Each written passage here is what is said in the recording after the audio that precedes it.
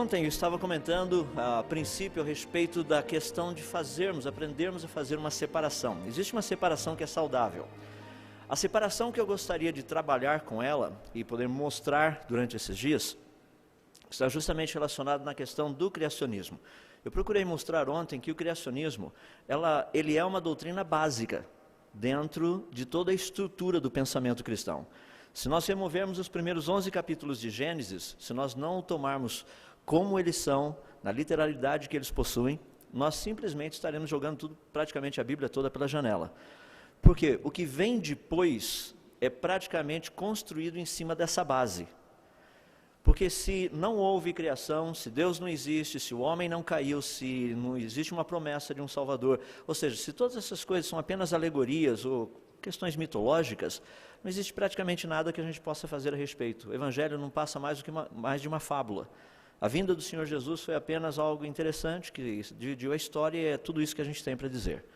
Então a questão das origens, ela é extremamente importante. O que eu estou procurando colocar durante essas palestras é algo que eu coloquei num pequeno livrete chamado A Igreja e o Criacionismo. Cada um dos temas das palestras que nós estamos desenvolvendo está aqui dentro. É um resumo, um compacto, para saber o que a igreja precisa fazer dentro desse contexto. Porque existe uma confusão muito grande. E eu gostaria hoje de começar a separar as duas coisas, porque quando nós tratamos de criacionismo, existe aquilo que é conhecido como criacionismo científico, o criacionismo religioso e o criacionismo bíblico. Então são três deles. Podem ver que geralmente quando a mídia ataca o criacionismo, ela está falando do criacionismo religioso. O criacionismo científico é aquele que testa em laboratório. Ele não está baseado em pressuposições religiosas. Não é esse o trabalho dele. Eu entendo as implicações religiosas, ele possui. Mas eu gostaria de trabalhar um pouquinho a respeito dessas coisas, separando essas três. Então hoje eu gostaria de tratar um pouco do criacionismo científico, nós vamos trabalhar amanhã dos outros dois, o bíblico e o religioso de uma forma geral. Porque dentro do criacionismo religioso tem uma quantidade fabulosa deles por aí. O criacionismo bíblico ele é extremamente relevante. E o que eu vejo, a dificuldade maior que nós temos hoje é em aprender, em separar e dialogar tudo isso. Um exemplo simples, quando eu tenho passado pelas universidades falando a respeito do criacionismo, o trabalho todo ali é mostrar o que tem sido descoberto pela ciência. Afinal de contas, o universo e a vida foram criados ou eles surgiram espontaneamente? Nós falamos, foi criado, e todo mundo, assim, os cristãos afirmam isso categoricamente, mas nós afirmamos que eles foram criados pela fé ou porque existe evidência científica de que eles foram criados? A resposta é que existem evidências científicas que demonstram que tanto o universo quanto a vida foram criados. Se existem evidências científicas, obviamente não precisa ser pela fé. O que nós aceitamos é a veracidade do relato bíblico. A ideia que nós trabalhamos ontem à noite lá em Romanos, capítulo 11, verso 3, que diz que pela fé entendemos que foi o universo formado pela palavra de Deus. Pela fé nós entendemos o quê? Que o universo foi formado, ou seja, que ele foi criado, ou pela fé nós entendemos como ele foi criado? A resposta é que pela fé nós entendemos o como ele foi criado. Pela palavra de Deus. Isso não se testa, pelo menos com toda a tecnologia que temos, com o conhecimento que temos, não seria possível fazer isso. Mas é possível demonstrar que o universo foi criado. Então, como que seria possível isso? A gente vai trabalhar um pouquinho a respeito disso nessa palestra. Eu sei que fica chato falar do próprio livro, mas vou dizer por que eu escrevi esse livro. Porque existe uma dificuldade muito grande da igreja, dos cristãos, saberem defender o criacionismo cientificamente. Tanto é que aqueles que já tiveram oportunidade, já leram esse volume, o que eu apresento aqui é apenas uma discussão científica. Nós não trabalhamos com argumentos teológicos nesse livro.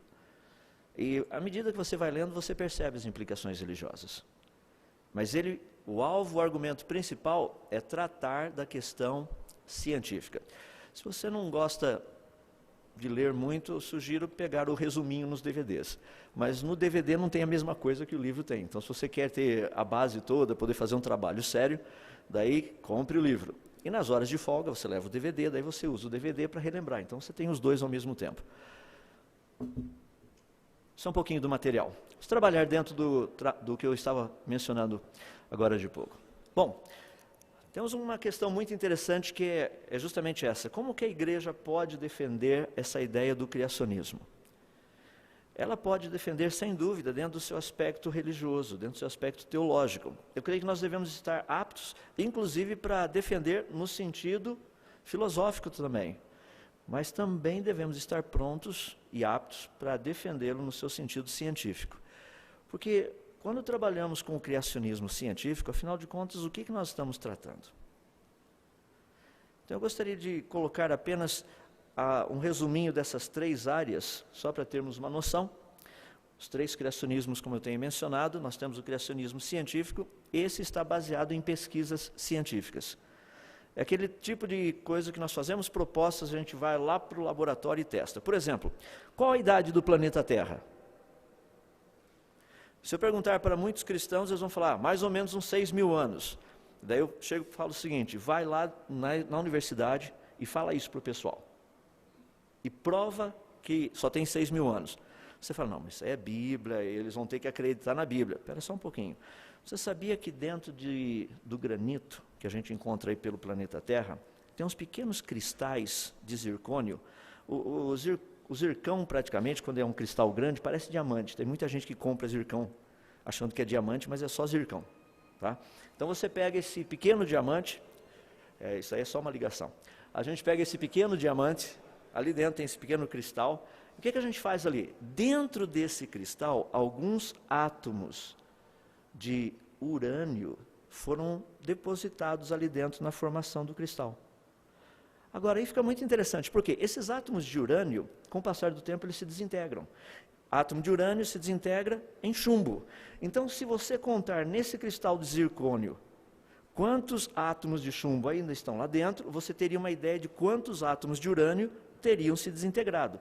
Só que de urânio para chumbo, se você estudou um pouquinho, lembra lá da sua química, lá de não sei quando, mas pensa um pouquinho na química. De urânio para chumbo, dentro dessa cadeia de desintegração, ele produz o que nós chamamos de partículas alfa, que transformam-se em átomos de hélio. E esses átomos de hélio ficam presos dentro desse cristal. Então aí fica uma coisa legal, por quê?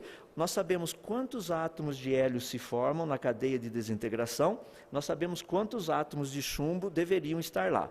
Então nós contamos o número de átomos de chumbo, daí a gente faz o processo reverso. Nós sabemos quantos átomos de hélio tinham que estar nesse cristal. E você conta, o número está errado, está faltando.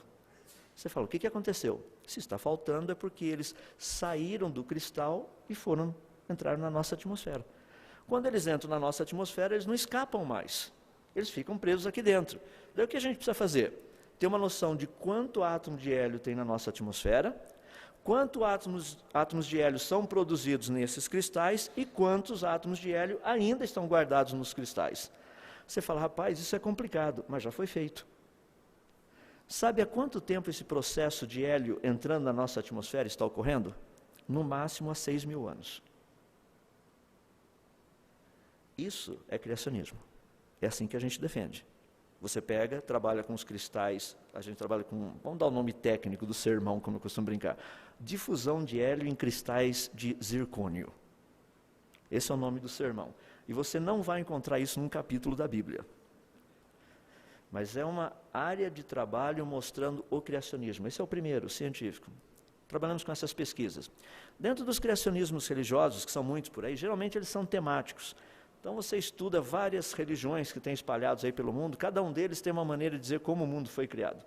Você pegar os japoneses, eles vão te dizer como que o Japão foi criado, os chineses têm vários deles, de forma geral. Aonde você entrar, você verá uma grande quantidade desses criacionismos. E todos eles trabalham um certo tema, como surgiu a raça humana, ou como surgiram os animais, ou como surgiu um determinado lugar do planeta Terra. São sempre temas. Mas é uma coisa que é interessante, que eu deixei separado dos religiosos, o criacionismo bíblico. Porque o criacionismo bíblico, ele não é temático, ele é descritivo. É Deus contando como ele fez. Aí é um pouquinho diferente. Porque nós não estamos aí abertos à imaginação, mas Deus contou como a coisa seria feita. Então, essas são as 3 áreas de criacionismo.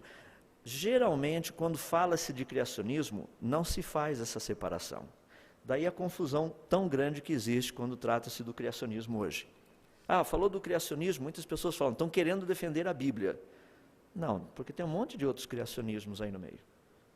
Não é necessariamente a Bíblia. E o criacionismo científico, ele não quer defender religião nenhuma ou posicionamento religioso nenhum. A única coisa que ele faz é testar teorias, a sua própria e as outras, a fim de verificar se processos naturais teriam trazido à existência a complexidade que nós encontramos, tanto na vida quanto no universo. Isso é testável em laboratório. Estou dizendo para vocês que existe essa parte que é testável, por isso que nós trabalhamos com isso. Então vamos trabalhar um pouquinho, vamos avançar um pouquinho mais. Dentro dessa ideia específica, que nós temos a parte científica e temos outras partes que não são científicas, porque elas não são testáveis, e deixe-me colocar claro, amanhã quando eu tratar do criacionismo bíblico, eu gostaria de mostrar o quão preciso ele é. O quanto que nas páginas das Escrituras, nos primeiros capítulos, como o Senhor Deus graciosamente e bondosamente colocou informação altamente relevante, que a ciência do século XX e do século XXI tem descoberto e ficado maravilhada. Só que já estava na Bíblia. Precisa até no último detalhe, mas já estava na Bíblia. É fascinante isso. Então é muito legal trabalharmos essa questão. Então vamos pegar o primeiro. Hoje à tarde eu gostaria de trabalhar apenas com o criacionismo científico. Vamos tratar especificamente da questão da ciência. Qual seria a função da ciência dentro da área das origens? A função da ciência não é tentar provar como o universo e a vida teriam vindo à existência espontaneamente, mas sim como o universo e a vida vieram à existência. Espontaneamente pode ser uma das opções, mas não é a única. Isso tem sido muito confuso, essa ideia está muito confusa. As pessoas acham que se for científico, obviamente, qualquer coisa que não seja de origem natural e espontânea, não pode ser da ciência. As pessoas trabalham com isso, é uma ideia muito assim, já enfronhada nas nossas universidades, nas nossas escolas, e pode ver o pessoal que vem para a igreja no final de semana, se você tenta discutir o criacionismo, eu tenho conversado com muitos pastores, alguns têm até medo de pregar Gênesis capítulo 1, porque eles se sentem muito assim, inadequados, ou seja, eles seriam ultrapassados. Imagina toda aquela elite de universitários na sua igreja e você ensinando que Deus criou o mundo. Não se preocupa porque você está correto. Tenha certeza que você conhece os argumentos, conhece a estrutura para poder falar. Então, dentro desse contexto, vamos entender, não é a função da ciência tentar provar como o universo e a vida teriam vindo à existência espontaneamente, mas sim como o universo e a vida vieram à existência. Espontaneamente pode ser uma opção. Você fala, não, mas está falando como um ateu. Não, estou dizendo como ciência. Nós temos que pesquisar. Depois de pesquisar, vamos chegar às conclusões. Mas, a princípio, pode ser uma opção. Vamos ver se processos naturais produzem vida, universo e coisas desse jeito. Eu mencionei algo agora de pouco, eu espero que você tenha prestado atenção. Uma das grandes coisas, eu não falei exatamente nessas palavras, mas deixe-me colocar nessas palavras agora. Uma das coisas que Darwin nos deixou, que é muito forte, muito além do que a sua teoria darwiniana, é um pensamento que é o seguinte: se não for naturalista, ou seja, se não vier da natureza, não pode ser científico. Porque a ciência, o limite da ciência é estudar a natureza. Então, tudo que a ciência pode falar é o que está na natureza. É o estudo da natureza. É verdade. Eu concordo plenamente e esse é um ponto fundamental. Só tem um pequeno problema. Se a gente levar essa ideia até as últimas consequências, a gente não faz ciência. Deixa eu mostrar. Vamos pensar a respeito das leis da natureza. Por que a Terra gira em volta do Sol? Lei da gravidade. Por que nós conseguimos fazer essas coisas fabulosas que nós temos usando eletricidade e laptops e projetor de mídia e as coisas mais incríveis que nós temos por aqui? Porque existem leis. Leis da eletricidade, leis de magnetismo que regem toda essa estrutura. Por que você é do jeito que você é? Você tem essa estrutura? Porque a física funciona. Você fala, o que tem a física a ver comigo? Você tem um coração. Seu coração está bombeando. Como é que ele bombeia? Se você já estudou válvula pneumática, já estudou um pouquinho de sistemas hidrodinâmicos e tudo mais, você vai saber que o teu corpo é um super mecanismo nesse sentido. Tem até desentupidor de pia junto, para ter certeza que o negócio funciona correto. Porque a gente vive entupindo e ele vive desentupindo. Ou seja, é um mecanismo fabuloso. Agora, nós estamos olhando leis. Existem leis que regem todas essas coisas. Aí entra um aspecto muito interessante. Uma pequena diferença que eu gostaria de demonstrar, que existe uma diferença básica entre a proposta dos evolucionistas, dos naturalistas e a dos criacionistas. Vamos começar com o básico. A natureza é formada por matéria e energia. E nós estudamos matéria e energia dentro do contexto de tempo e espaço. Por exemplo, o teu carro é matéria e energia é aquilo que ocorre para fazer com que o teu carro ande de um lugar para outro. Agora, esse andar de um lugar para outro é espaço, e o tempo que demora para ir de um lugar para outro é o tempo. Então, nós trabalhamos com o contexto de matéria e energia dentro do tempo e espaço. Os naturalistas acham que, se descobrirmos tudo a respeito de matéria e energia, nós poderíamos descrever a totalidade do universo. Essa é a proposta. O problema é que a ciência do século XX descobriu algo muito interessante. É que o universo ele não é composto apenas por matéria e energia. Ele é composto por matéria, energia e informação. Informação faz parte do pacote. Informação no sentido de códigos. Por exemplo, o DNA. O DNA é um código. Vamos tratar dele daqui a pouquinho. Então, nós descobrimos que existem 3 entidades, e os criacionistas trabalham com essas 3. Informação, energia e matéria. Agora, vamos colocar isso de uma forma bem prática e voltar naquele problema. Se não for naturalista, ou seja, se não tiver a sua origem na natureza, isso daí não é científico. Pelo menos é o que a gente ouve aí fora. Olha que interessante. A natureza, como eu já mencionei, ela é formada apenas por matéria e energia. Isso é um fato científico. Todo cientista conhece isso, independente do seu posicionamento. Matéria e energia obedecem às leis da natureza. Isso é um fato científico, todos nós sabemos disso. Se eu soltar aqui um copinho d'água, o que vai acontecer com um copo d'água? Ele cai. Por quê? Lei da gravidade. Então nós temos leis. Então nós sabemos que matéria e energia obedecem às leis da natureza. Só que matéria e energia não criam as leis da natureza. Aí surge um problema. Qual a origem das leis da natureza? Resposta, não é a natureza. Isso nós sabemos. Ou seja, as leis da natureza não foram criadas pela natureza. Agora, se a ciência só pode ficar com aquilo que provém da natureza, a gente vai ter que jogar fora todas as leis da natureza, porque as leis da natureza não são naturalistas. Ou seja, a origem delas não é a natureza. Esse é um dos primeiros pontos por onde vemos a importância dessa proposta do criacionismo dentro da área científica. Ou seja, as leis da natureza não foram criadas pela natureza. Esse é um ponto básico. Por que a Terra gira em volta do Sol? Lei da gravidade. O que fez isso? Não foi a natureza. Por que os elétrons, quando estão próximos, eles se afastam, se repelem? Porque a carga elétrica é negativa dos dois, carga elétrica negativa, repele. Carga elétrica positiva e positiva, repele. Carga elétrica positiva e carga elétrica negativa, atrai. Fantástico. Foram os elétrons e os prótons que criaram isso? Não. Foi a natureza que criou essa lei? Não. De onde vem essa lei? Então essa é a argumentação que nós temos. Portanto, existe uma base muito forte para trabalharmos essa questão. Vamos pensar dentro das origens, portanto.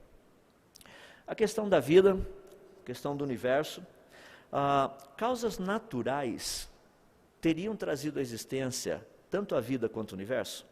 Se a resposta for sim, então vamos para o evolucionismo. Essa é a resposta. Se a resposta for não, aí nós vamos para o criacionismo.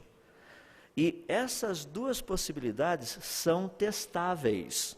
Então nós precisamos entender aonde nós estamos. Vamos começar um trabalho básico, levando o nosso pensamento nessa direção. Por exemplo, a origem da vida. O que nós sabemos a respeito da origem da vida? Tudo que nós sabemos sobre a origem da vida é que Vida gera vida. Eu gosto de trabalhar umas questões bem interessantes, e algumas pessoas já têm visto por aí. Eu geralmente, quando chego em universidades ou dou palestras em alguns locais específicos, eu chego para as pessoas, pego um copinho de água como esse e pergunto o seguinte: aonde tem água, tem? E quase sempre o pessoal responde vida. É um absurdo, onde tem água, tem água. Aonde que foi dito que onde tem água tem vida? Aonde isso?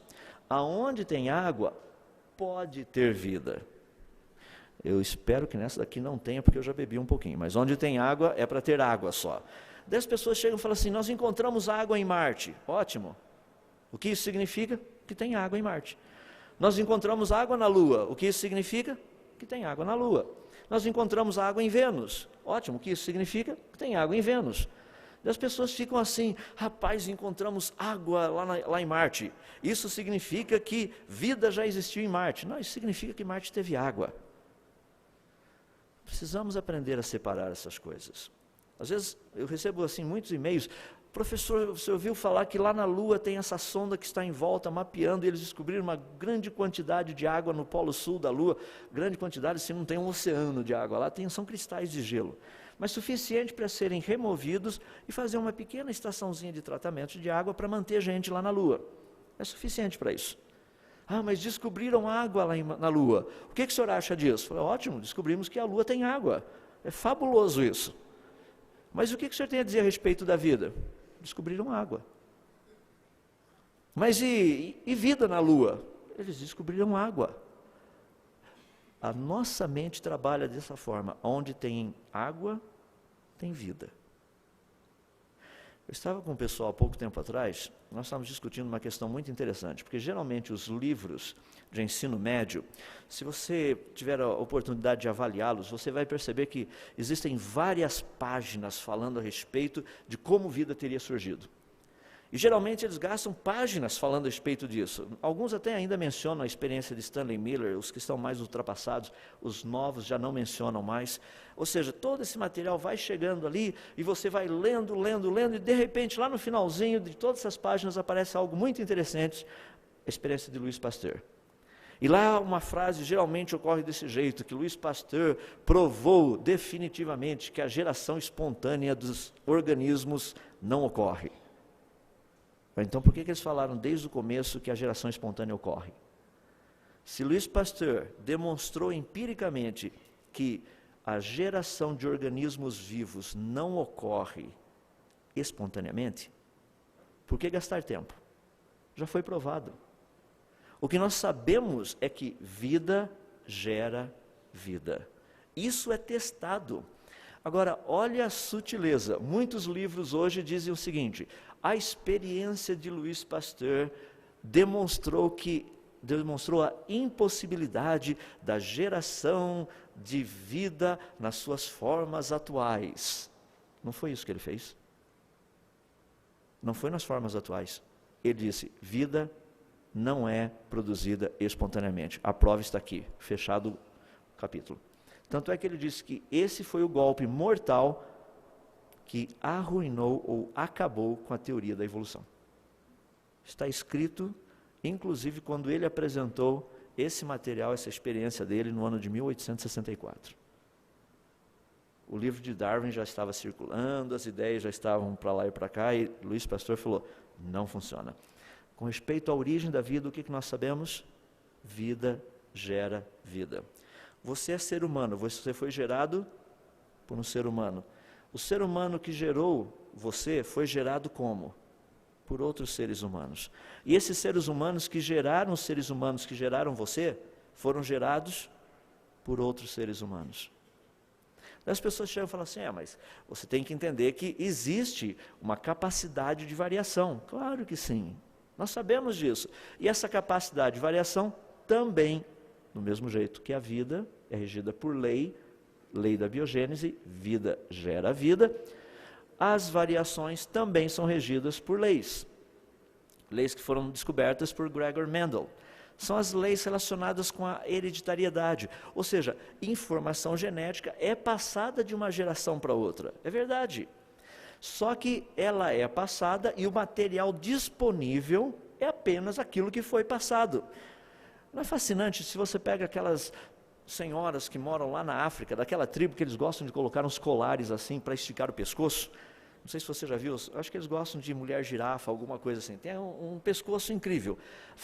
Olha, são gerações e gerações que eles estão fazendo isso. Por que cada menininha que nasce tem que colocar aquelas argolas para esticar o pescoço? Por que essa característica não é repassada para as gerações futuras? Porque não faz parte da informação genética. A informação genética que foi passada pela mãe é informação que produz pescoço pequeno. Não produz pescoço grande, independente do quanto você faça. Agora, vamos entender. O que eu queria que vocês entendessem é que dentro dessa informação genética existe a possibilidade de variação. Existe. Vamos pensar de um ponto simples. Biblicamente falando, qual seria a cor de Adão e Eva?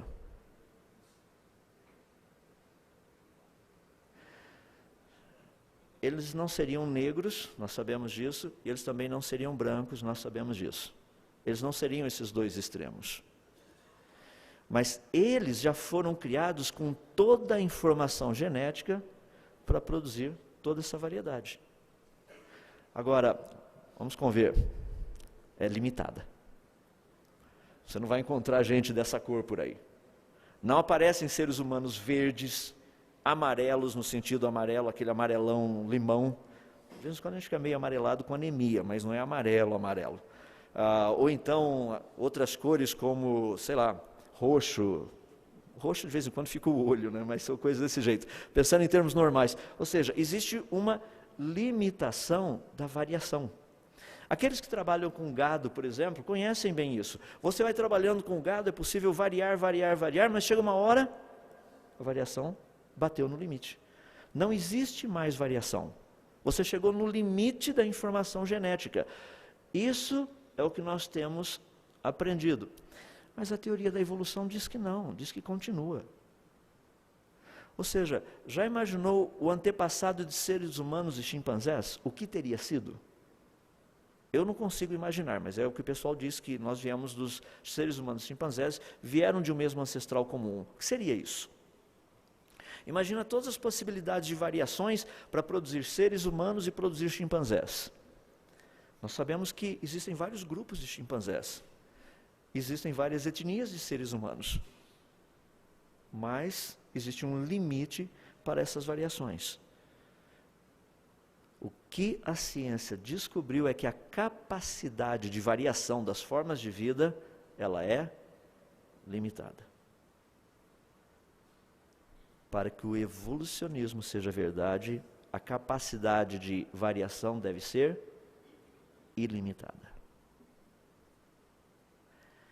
Dentro desse contexto ainda, das questões relacionadas à informação genética e a capacidade de adaptação, as pessoas geralmente têm uma ideia muito interessante. Por que o pessoal que mora na África tem a pele escura? Porque lá na África tem muito sol, foram queimando, olha a cor que eles ficaram. E por que os europeus são brancos? É porque lá faz pouco sol, ou seja, chove muito, tempo coberto. Daí eles ficaram muito na sombra, ficaram branquelos do jeito que eles são. Não tem nada a ver isso daí. A questão da cor da pele está relacionado com a informação genética. Os de pele mais escura, por ter um mecanismo de absorção e dissipação de calor diferente daqueles que têm pele clara, procuram climas mais quentes.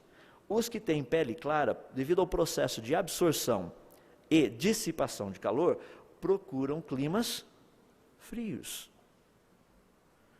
Não é uma questão de, vamos para a África, que daí os nossos descendentes vão ser todos moreninhos. Se você é um branquelo, pode tirar o equínio da precipitação pluviométrica, que você sabe que isso não vai acontecer. Ou seja, pode tirar o cavalinho da chuva, porque isso não vai acontecer. Ou seja, se você for, o que vai acontecer? Seus descendentes serão grandemente abençoados com câncer. Porque não é parte da estrutura. Existe a possibilidade, a capacidade de adaptação? Sim, nós entendemos isso. Essa capacidade de adaptação é expressa pelas leis de Mendel. São reservas genéticas. As pessoas falam, não, mas se nós estudarmos bem isso daí, dá uma olhadinha. Olha os bicos dos pássaros. Estou vendo, o bico dos tentilhões. Então nós temos uma colônia de tentilhões. Nessa colônia de tentilhões, nascem pássaros com bico grande, bico pequeno, bico grosso, bico fino, bico longo, bico curto. Nascem todas essas possibilidades. Agora, você tem essa colônia toda feliz e satisfeita com toda essa variação ali dentro. De repente, acontece o quê? Você pega uns 2 ou 3 anos em que chove muito, mas demais. Então os pequenos insetos, que antes havia uma grande abundância deles, agora alguns apenas estão por ali devido à quantidade de chuva, e eles fazem um pequeno furinho nas árvores, e agora estão morando dentro desse furinho da árvore. Ah, que interessante. Então os insetos moram dentro do furinho da árvore? Antes eles moravam também dentro do furinho, mas tinha até um pouco do lado de fora. Agora quase todos estão só do lado de dentro. Olha que interessante, sendo que o furinho agora, o inseto está lá dentro, os que têm bico grande tentam pegar o inseto, não conseguem. O que vai acontecer? Esses vão morrer de fome. Mas e os que têm bico fininho? Esses conseguem pegar o inseto. Mas só que você já tinha um grupo de pássaros que tem os que têm bico grande e os que têm bico pequeno, fino. À medida que o tempo passa, o que vai acontecer com os que têm bico grande? Vão morrer os pobres coitados. Daí você só tem ali naquela região os que continuam nascendo, que têm bico fino. Esses continuam pegando. Imagina que a situação piora um pouquinho mais e realmente as chuvas ficam mais abundantes e agora esses insetos, esses pequenos bichinhos, eles ficam mais no fundo ainda do furinho. Agora você tem aqueles que têm bico fino, mais comprido, e os que têm bico fino, curto. Os que têm bico fino, curto e tentam pegar o bichinho não conseguem mais. Mas os que têm bico fino, obrigado. Os que têm bico fino, longo, esses conseguem pegar. Então o que acontece? Eles vão lá dentro e pegam. O que vai acontecer com aqueles que têm bico fino e curto? Vão morrer. Daqui a pouco você só tem, naquela região, que tipo? Os que têm bico fino e longo. Isso foi adaptação? A ciência ensina que sim, isso não. Porque já havia essa variedade. Imagina que, de repente, dá uma mudança de tempo, e daí, rapaz, para de chover, começa a dar aquela seca, uns 6 meses de seca, 1 ano de seca. Bichinho não tem mais. O que ainda tem são algumas sementes duras caídas lá pelo chão. Mas bico fino e longo não consegue pegar essas sementinhas, quebrar essas sementes. Agora, se ainda tivessem aqueles que têm bico grande, esses conseguiriam quebrar essas sementinhas e comer. Só que não tem mais. Só, mas por que não tem mais? Porque à medida que grupos vão se especializando, vai diminuindo a quantidade de opções de variação. É assim que funciona. A ciência tem descoberto isso. Ou seja, o processo normal não é um processo de evolução, mas sim um processo de extinção. A adaptação ocorre? Claro que ocorre. Os evolucionistas aceitam a adaptação. Nós estudamos a adaptação. E a gente até brinca com a adaptação de vez em quando, porque a gente precisa mexer um pouquinho com a adaptação. Agora, como que funciona esse tipo de adaptação? O pé do pato vai mudar só porque agora ele quer andar na areia como a gente. Não, pé de pato vai continuar sendo pé de pato. É que a gente de vez em quando gosta de entrar na água e o pezinho do pato é um negócio simpático, então a gente faz uns de borracha. Essa é uma grande adaptação, mas isso aí não é evolução. Então nós precisamos entender que existe um limite da capacidade de adaptação. Isso é o que os criacionistas têm dito. O que os evolucionistas têm dito? Que a adaptação é ilimitada. Vai adaptando, adaptando, adaptando, adaptando, adaptando, e de ameba chegamos nós aqui, só por meio de adaptações. A ameba adapta-se? Claro que sim, nós sabemos disso. Mas ela chegaria a adaptar-se a tal ponto de, em alguns bilhões de anos, virar seres humanos? Não. Porque a ameba sempre consegue adaptar-se como ameba. Cavalos conseguem adaptar-se como cavalos. Aves adaptam-se como aves. Répteis adaptam-se como répteis, e assim por diante. Isso é o que a ciência descobriu. A favor do criacionismo ou a favor do evolucionismo? Criacionismo. Quando nós olhamos, nós vemos as evidências. É que muitas vezes nós não conhecemos os argumentos. Dentro da área de informação genética, é algo fabuloso. Tenho mencionado esse exemplo, aqueles que nunca ouviram, talvez, vamos ver se você coloca o pacote todo junto aí. Nós somos apenas um pacotinho de informação genética desdobrado. Um programa de software incrível. Dentro de cada célula do seu corpo, com exceção das células vermelhas, existe um genoma completo. Nesse genoma completo, tem toda a informação genética de como fazer você. Já imaginou informação de como fazer um olho? Imagina você escrevendo um livro, Como Fazer um Olho. Eu já vi um livro dessa grossura na prateleira de um médico amigo meu, a respeito das funções do olho. Tinha mais ou menos umas 2.000 e poucas páginas lá. Isso é só para mostrar como que o olho funciona. Não era nem como fazer o olho. A informação de como fazer o teu olho, o teu ouvido, aqueles que não estudam muito assim, ou aqueles que gostam de estudar, como é que você sabe que você está em pé?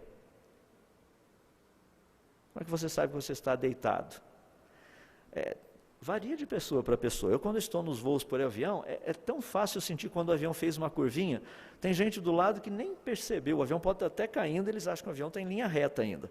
É um mecanismo que está aqui no nosso ouvido, que nos auxilia a saber. É um tipo de um giroscópio. Ele te diz se você está de lado, se você está reto, se você está caindo para frente, caindo para trás, coisas desse jeito. É um super iPod isso daí. Totalmente, é melhor do que o i, mas super bem definido. Todas essas informações de como fazer você, estão todas elas guardadas dentro de um filamento fininho. É um filamento de aproximadamente 1 metro, 2,10 metros de altura, cerca de 2 nanômetros de diâmetro. Ali dentro existem 3.164.700.000 letrinhas genéticas perfeitamente organizadas para fazer você. Daí essa questão da informação genética se torna muito importante, porque se você pegar uma dessas letrinhas e mudar, sabe o que acontece? Você fala, não acontece nada. Claro que acontece. Uma letrinha que muda, por exemplo, na sequência da hemoglobina, troca uma delas só e você tem anemia falciforme. É uma letrinha só a diferença, só uma. Que código é esse, afinal de contas? Porque antigamente acreditava-se que matéria produz vida, ou teria produzido vida espontaneamente. A ciência do século XX, principalmente a genética, o que ela nos apresentou é o seguinte, que matéria só poderia produzir vida se houvesse informação. É isso que o nosso DNA faz. O nosso DNA vai juntando os negocinhos, manda a informação, coloca esse negócio todo junto e de repente você tem uma proteína. Daí, primeiro você tem um aminoácido, aí eles colocados na ordem correta, daí você tem uma proteína. Essa proteína vai fazer uma função, vai fazer você funcionar, vai virar célula. Tudo aquilo que a gente precisa. Agora, esse aspecto de informação é muito relevante. Porque informação não é apenas junção de símbolos. Ali vocês estão vendo 2 frases. Uma delas, a de cima, com o mesmo número e os mesmos símbolos, ou seja, as mesmas letras, que a de baixo. Por que a de cima não faz sentido? Porque, gramaticalmente falando, ela não significa nada. Precisa ter uma sequência correta para fazer sentido. A mesma coisa ocorre com a informação genética.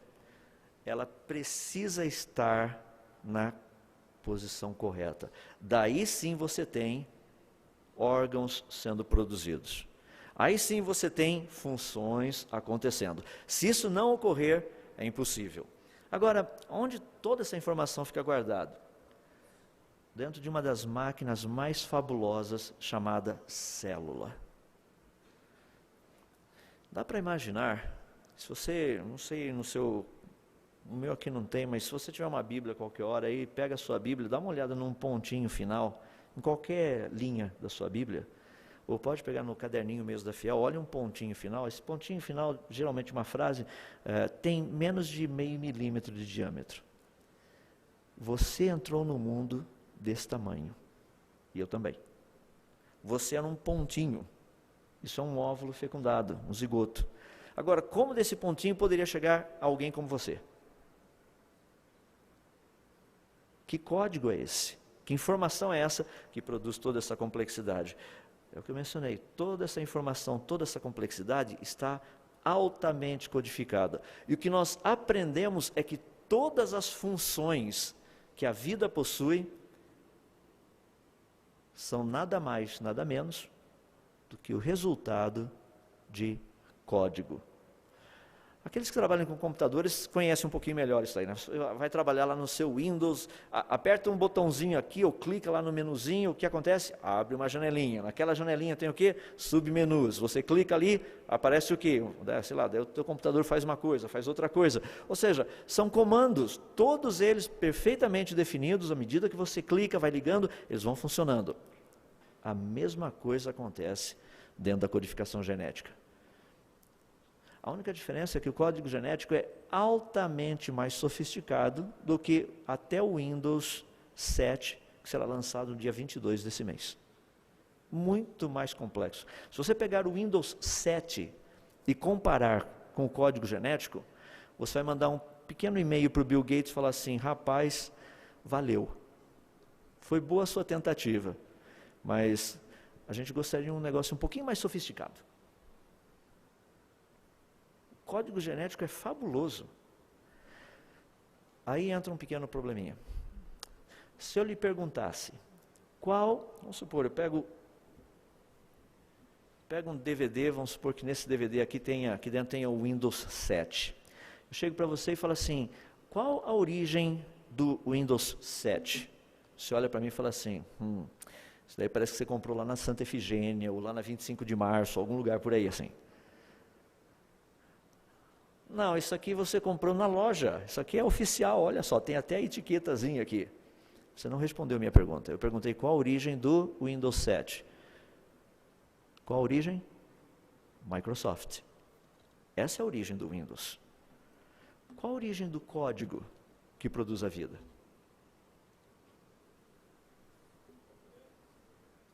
Nós sabemos que processos naturais não produzem códigos, eles não produzem informação.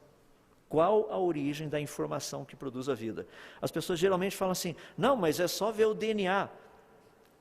Antes de discutirmos a origem da vida, precisamos discutir a origem da informação que produz vida. E essa informação está contida no DNA.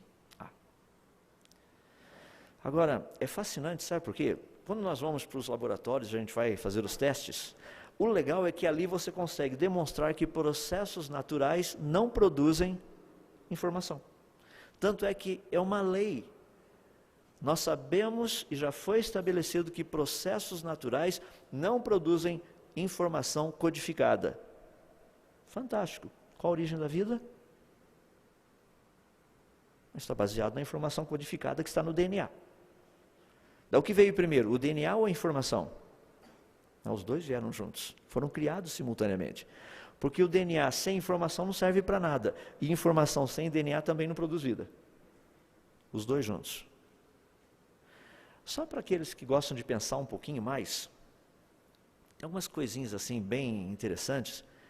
Você consegue ver a mão de Deus no meio de todas essas coisas? Já imaginou o Senhor Jesus pensando, vamos criar adenina, timina, citosina e guanina.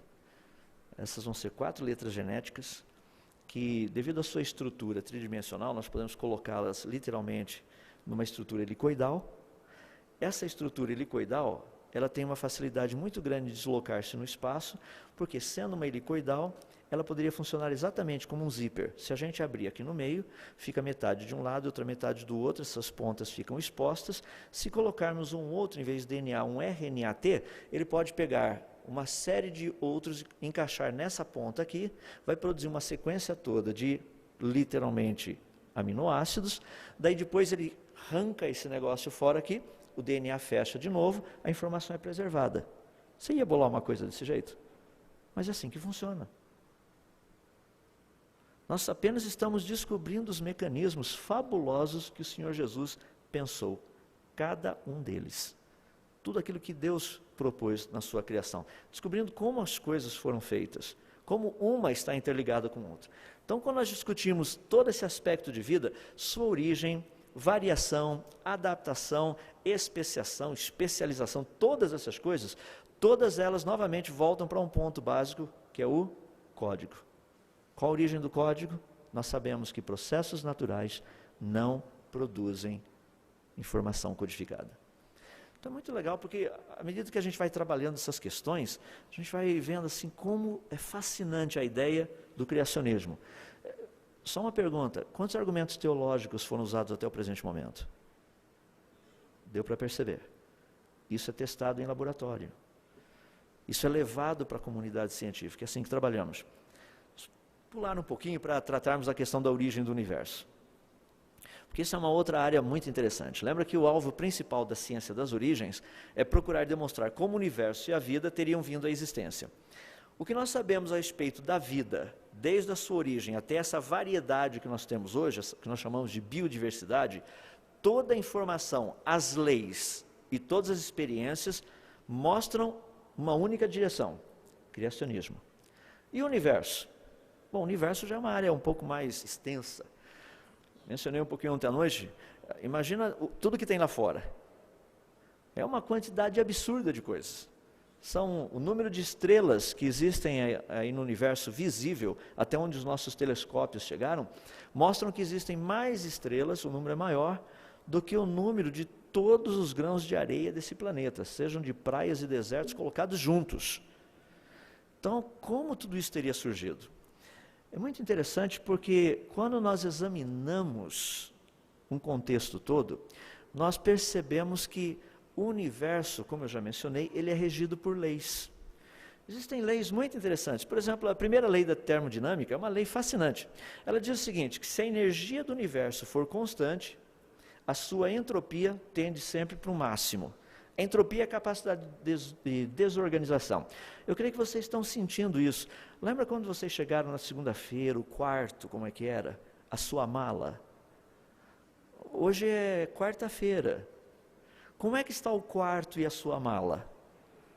Deu para perceber que o sistema está ficando gradativamente entrópico. E chegar na sexta-feira é caótico.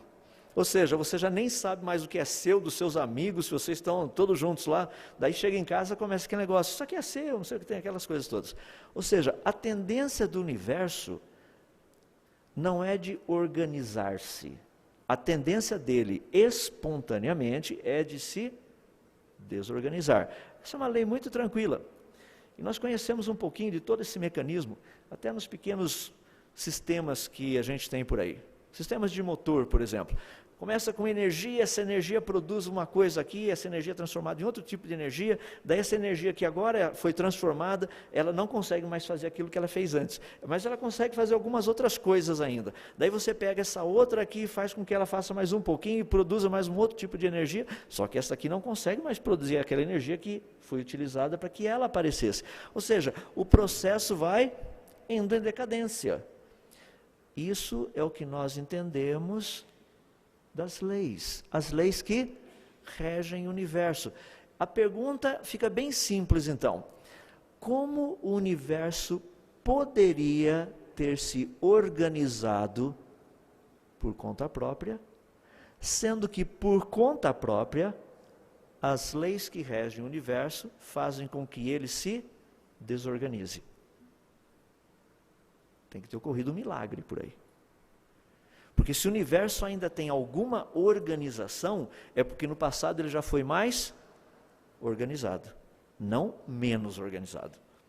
Então, quando nós pegamos essa ideia básica, que é a lei da conservação da energia, ela é fabulosa. E daí, quando a gente trabalha com a segunda, que estão relacionadas, que eu acabei de mencionar agora, a entropia, dá para perceber um pouquinho quando nós trabalhamos em laboratório. Isso aí é o laboratório de estudos entrópicos. E literalmente é uma entropia completa ali dentro. É mais ou menos igual a sua mala na sexta-feira. Totalmente entrópica. À medida que o tempo passa, a capacidade de desorganização aumenta. Eu acho muito interessante, eu gostaria de dar para vocês 3 frases de 3 grandes cientistas do passado. Rudolf Clausius disse o seguinte: a energia total do universo é constante. Portanto, a sua entropia sempre tende para um máximo. Hermann Helmholtz, grande físico, disse o seguinte: sendo que o universo caminha continuamente para um estado de desorganização, ele deve ter sido energizado em algum tempo no passado finito, por meio de um processo que violou a segunda lei da termodinâmica. Terceiro, Arthur Eddington, muito conhecido, disse o seguinte: não existe esperança para uma teoria se ela for contra a segunda lei da termodinâmica. Nada mais lhe resta do que o seu colapso em profunda humilhação. Estou repetindo para vocês o que cientistas têm dito a respeito da origem do universo. Como que esse universo veio à existência? Resposta: criação. Processos naturais não teriam trazido o universo à existência. Só uma coisinha para pensarmos, e coisas que temos descoberto. Lá na década de 20, Edwin Hubble fez uns estudos fascinantes. Ele mediu a luz que vinha das galáxias e percebeu que essa luz estava um pouquinho mais avermelhada do que deveria. E ele fez os seus estudos mostrando que havia uma relação entre a luz, esse desvio da luz para o vermelho, e a distância. E ele publicou esse material. Inclusive, ele passou uma quantidade muito grande de informação. Só que Hubble, lá na década de 20, ele não tinha toda a informação que nós temos 80 anos depois. 80 anos depois, nós pegamos aquilo que Hubble descobriu, ou seja, existe sem dúvida uma função, uma relação entre o posicionamento das galáxias, ou seja, a distância delas entre a gente e a galáxia, e a luz, a cor de luz que vem dessa galáxia. Isso existe, é real. Aí você fala, mas isso aí não é o que os evolucionistas usam para mostrar que o universo está em expansão e é a teoria da evolução, do Big Bang? É o que eles tentam, só tem um pequeno probleminha. Quando nós olhamos para esses grupinhos de galáxias, veja só, a gente olha ali, aquela galáxia tem esse desvio, aquela outra ali tem, o desvio é igual, é o mesmo, aquele ali tem, isso aqui também é igual, aquele outro ali também é igual. Então vamos pegar todas essas que têm desvios iguais, junta todas elas aqui. Vamos pegar essa outra, essa aqui é diferente daquelas que a gente viu, coloca aqui. E essa outra aqui, é diferente, é igual a essa daqui, coloca junto.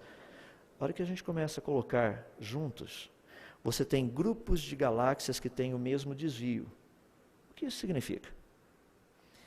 Que o universo encontra-se totalmente organizado em círculos concêntricos. Tem um grupo de galáxias aqui, a essa distância da gente. Tem um outro grupo de galáxias um pouco mais distante, nesse outro círculo, nessa outra esfera. Tem um outro grupo que está um pouquinho mais distante, nessa outra esfera. E tem um outro que está um pouco mais distante, nessa outra esfera. Sabe o que é impressionante? Nós descobrimos que o universo tem um centro. Isso chamou muita atenção. Mas se ele tem um centro, espera aí, qual seria a possibilidade de alguém tão próximo do centro ter visto isso? Primeiro, como que seria possível ver isso? Bom, para você ter condição de ver isso, você teria que estar muito próximo do centro. Se você não estivesse próximo do centro, você não veria isso. Daí a gente fica assim meio curioso, né? Que interessante. Nós vimos. Isso significa o quê? Que nós estamos próximos do centro. Do centro do quê? Do universo. Não é interessante que primeiro Deus cria a terra e depois Ele vai criar as outras coisas? Tem gente que fala assim, você está tentando provar a Bíblia. Não, estou dizendo para vocês o que a ciência descobriu.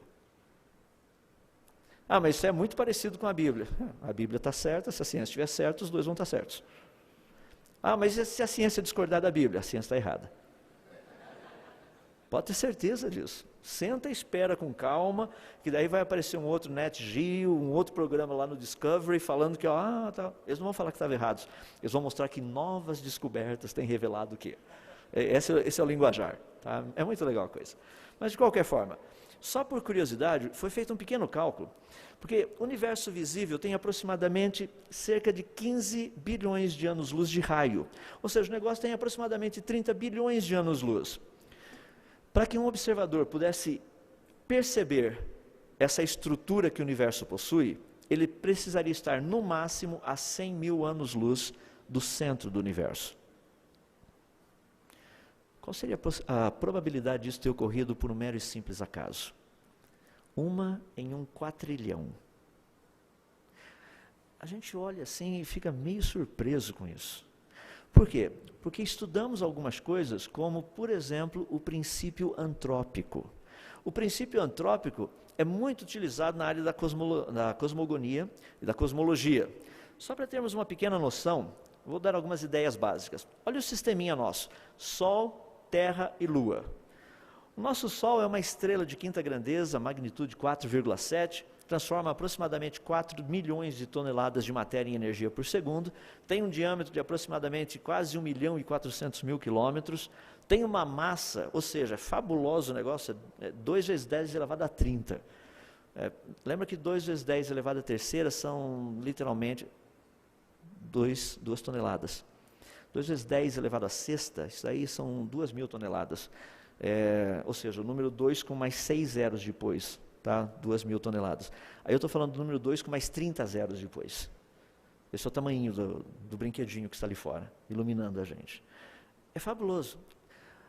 Por que é fabuloso? É porque ele tem uma temperatura de superfície muito legal, aproximadamente 5.500 graus Celsius. Você fala, mas por que é legal? Porque nós moramos nesse planetinha. E esse planetinha, ele encontra-se a 150 milhões de quilômetros do Sol. Se ele estivesse um pouquinho mais perto, a gente morreria queimado. Por quê? O Sol é muito quente. E se a gente estivesse só um pouquinho mais distante, a gente congelaria, porque tem muita água no planeta. Rapaz, foi planejado ou foi por coincidência isso? A Lua, que está ao nosso redor, ela tem praticamente 1/6 da Terra. Está a uma distância de uns 384.000 quilômetros. Ela gira de uma forma muito interessante em volta da gente. Não sei se você já percebeu, mas toda lua cheia é a mesma carinha. Em outras palavras, à medida que a Lua dá uma volta em volta dela mesma, ela dá uma volta em volta da Terra. É por isso que ela tem a mesma face virada para a gente. Então essa face que vocês estão vendo é a que sempre a gente vê. Para você ver a outra, você tem que pegar e ir do outro lado.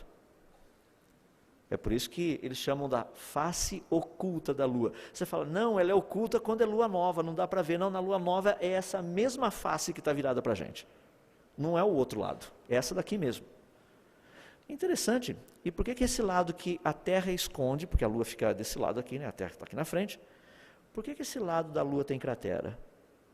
Se esse é o lado que está sempre virado para a gente. Era para ter sido protegido. O que será que aconteceu? Por que será que o tipo de cratera que é do lado virado para a Terra é diferente do tipo de cratera do outro lado? Parece até que alguma coisa da Terra foi jogada em direção à Lua, e não foi Apolo 11, 12, 13, não foi esse tipo de coisa não. Só para você ir pensando, olha os parâmetros do planeta Terra, são muito impressionantes, é só para ter uma noção. Se a Terra estivesse só 10% mais próxima do Sol, a nossa água evaporaria. Se ela estivesse só 10% mais distante, a água congelaria. Se ela rodasse só 10% mais rápida, os ventos seriam todos na ordem de 300 a 400 km por hora. Se ela rodasse só 10% mais devagar, durante o dia, as temperaturas médias seriam de 80 a 100 graus Celsius. No Equador, durante a noite, a temperatura cairia para 30 graus abaixo de zero. Sabe quantas dessas pequenas variáveis existem para que vida possa existir no nosso planeta? São mais de 2 milhões. Planejado ou por coincidência? É por isso que quando os cientistas tratam dessa questão, eles falam que o planeta Terra é um planeta privilegiado. Por exemplo, o Dr. H. Moore disse o seguinte: causa um pouco de depressão pensar que planetas do tipo da Terra são tão especiais. Heinz Oberhummer, que é um astrônomo, ele disse o seguinte: não sou religioso, mas poderia dizer que este universo foi muito bem projetado para a existência da vida. As forças básicas no universo foram feitas sob medida para a produção de vida fundamentada em carbono, que somos nós e as plantas. Em outras palavras, quando nós olhamos para esse planeta, o que nós vemos é um local ideal para a vida. Alguém tem dúvida disso? A variedade de formas de vida que nós temos. Quando nós pensamos em termos das plantas, reino vegetal, é um absurdo a quantidade delas. Quando nós pensamos em termos de pequenos organismos vivos, seres unicelulares, aí você está vendo uma pequena salmonela. Nós pensamos em vida que vive na água, a quantidade, os tipos, as formas. O que existe na Terra, desde os menores Até aqueles são um pouquinho maiores, alguns que não são tão simpáticos, alguns que acordam a gente às 6 da manhã. Não sei se você perto do lugar onde você está dormindo, tem umas maritacas também, porque elas gostam da onde a gente está dormindo. Tem uma quantidade absurda de vida que voa por aí. Tem vida que corre nesse planeta para todo lado. E tem vida que compartilha com vida. Aí você pode ver que uma turminha gosta de viver juntinhos. Tem coisa um pouco maior. E tem vida inteligente. E tem vida que estuda tudo isso. Não é impressionante? 2 milhões de variáveis perfeitamente balanceados para que vida exista. Por acaso ou planejado. Olha que interessante uma frase que vem do livro do Stephen Hawking, Universo numa Casca de Nós, quando ele fala especificamente do princípio antrópico. Ele diz assim: vemos o universo da maneira como ele é, porque, se fosse diferente, nós não estaríamos aqui para vê-lo.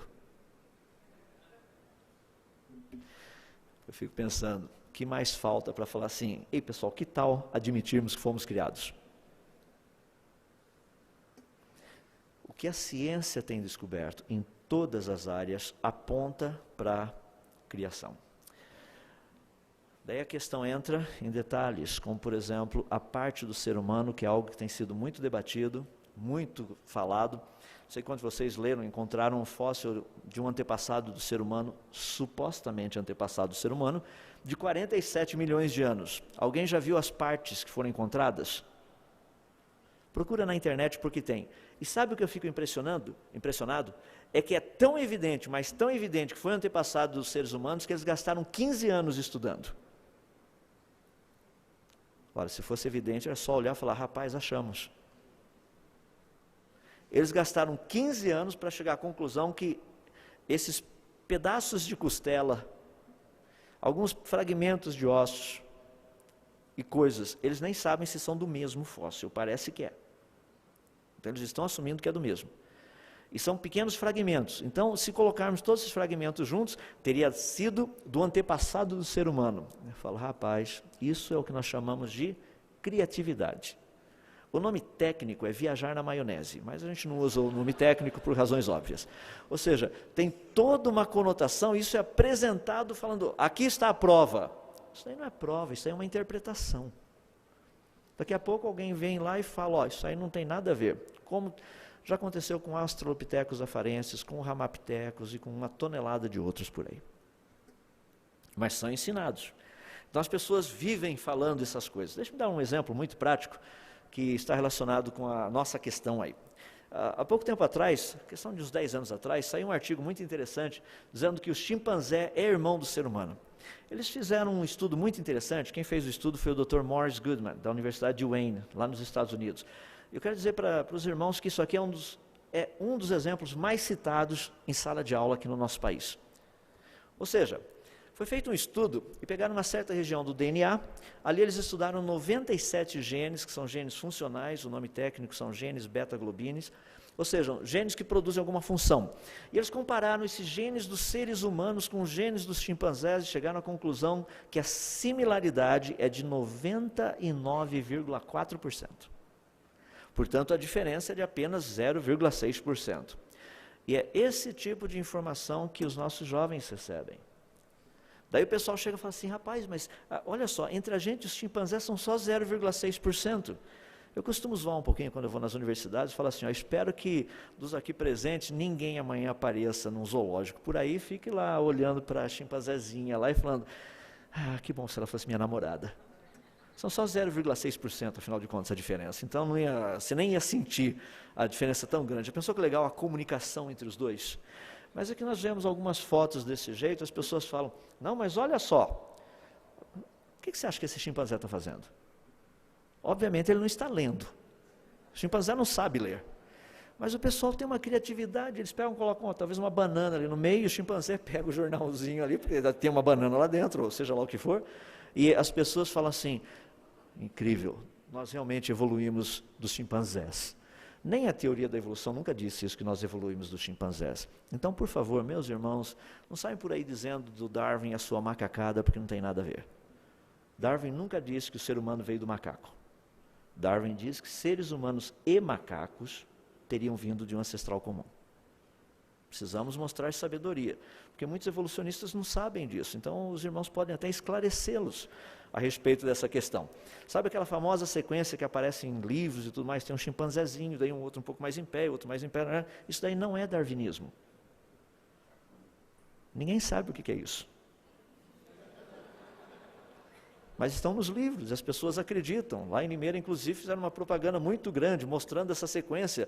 E uma universidade fala, evolua, venha fazer um curso aqui. Eu falei, que você está brincando. Isso é papo de chimpanzé, a gente não vai chegar em lugar nenhum nesse negócio. Vamos trabalhar um pouquinho em cima disso. Qual é a similaridade? Bom, primeiro não disse que é igual, é semelhante. Então a semelhança é de 99,4%. A diferença é de 0,6%. Vamos trabalhar um pouquinho mais. Quanto de material genético existe para ser comparado? Para eles compararam 97 genes. Quanto existe para ser comparado? Aproximadamente de 30 mil a 40 mil genes. Acredita-se que dessa quantidade, praticamente a grande maioria são duplicados. Vamos pegar o menor aí, só para facilitar um pouco a conta, vamos supor que existam 30 mil genes. Vamos supor que todos eles sejam duplicados. Então nós teríamos 15 mil. Interessante. Qual seria a proporção de 97 genes para 15 mil? Ou seja, de tudo que existe para ser comparado, 0,65% foi comparado. Mas lembre-se que daquele pouquinho que eles pegaram, eles assumiram que aquilo representa o todo. Foi por isso que eles dizem que somos similares. Somos irmãos. Eu vou usar o mesmo raciocínio. Portanto, se em 0,65% pesquisado a diferença é de 0,6%, quando a gente comparar todo o material genético, quanto que daria de diferença? 92,3%. Não é à toa que nós somos diferentes. A evidência mostra que seres humanos sempre foram seres humanos. Você fala, mas existe uma grande variedade. E a Bíblia diz que todos nós viemos de uma única e mesma mulher. Como é que pode ser isso? A ciência já descobriu que isso é verdade. Tanto é que estudos que foram realizados no ano de 1987, 86, praticamente foi 85, 86 foi publicado em 87. Pelo pessoal da Universidade da Califórnia, campus de Berkeley, doutora Rebecca Lican, ela fez um estudo muito interessante, ela pegou o DNA mitocondrial. DNA mitocondrial é algo que é passado de uma geração para outra só pela mãe, não é passado pelo pai. Você tem o DNA mitocondrial da sua mãe, não tem o do seu pai. Eu tenho da minha mãe também. Então, se pegarmos o DNA mitocondrial de todas as pessoas, o que nós temos? A resposta é simples, um DNA que é exatamente igual. Exatamente igual. Isso significa o quê? Se o meu DNA é igual ao seu, e o meu DNA veio de uma antepassada, e o seu também, isso significa que todos viemos de uma única e mesma mulher. Essa é a conclusão que a ciência já chegou.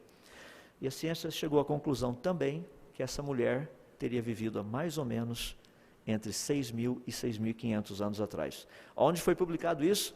No jornal da Escola Bíblica Dominical. Não. Isso daí foi publicado numa publicação científica chamada Trends in Ecology and Evolution. Não foi na lição da Escola Dominical. Para concluirmos, eu gostaria de deixar claro duas coisinhas bem importantes. O criacionismo na história, ele é real. Desde os anos 1500, nós temos Francis Bacon inventando ou criando o método científico, Kepler estudando e mostrando as leis que regem o sistema solar, Newton mostrando que o universo todo ele é regido por leis e não somente o sistema solar, Leonhard Euler mostrando que todos os processos da natureza podem ser expressos por meio de equações, Joule mostrando que princípios básicos regem todo o universo, Maxwell, demonstrando de uma forma específica a permanência dessas leis e dos princípios. Na genética, mostrando que informação é passada de um para outro, de uma geração para outra, não é nova informação genética, é informação que já havia. E também que vida gera vida. O grande problema que nós temos a respeito disso, dentro dessa questão histórica, é que existem muitos nomes relacionados com o criacionismo, só que as pessoas não sabem. Todos esses foram pessoas que trabalharam na área da ciência, vocês estão vendo aí os campos de trabalho de todos eles, e descobriram coisas fascinantes relacionadas com a ciência. Todas elas evidenciando que o universo e a vida foram criados. Portanto, o grande problema que nós temos é esse: separar o criacionismo científico do criacionismo religioso. O criacionismo científico, ele não trabalha com pressuposições religiosas, embora ele possua implicações religiosas. O criacionismo religioso trabalha com pressuposições religiosas e ele pode ter algumas implicações científicas. O criacionismo científico, ele está baseado em evidências, lógica, leis e testes científicos. E todo criacionismo religioso que seja bom, ele não deve ser contra evidências, lógicas, leis e testes científicos. Basta separar. Amanhã nós trataremos a questão do criacionismo religioso, os vários, e também do criacionismo bíblico. Vamos orar? Vamos colocar em pé.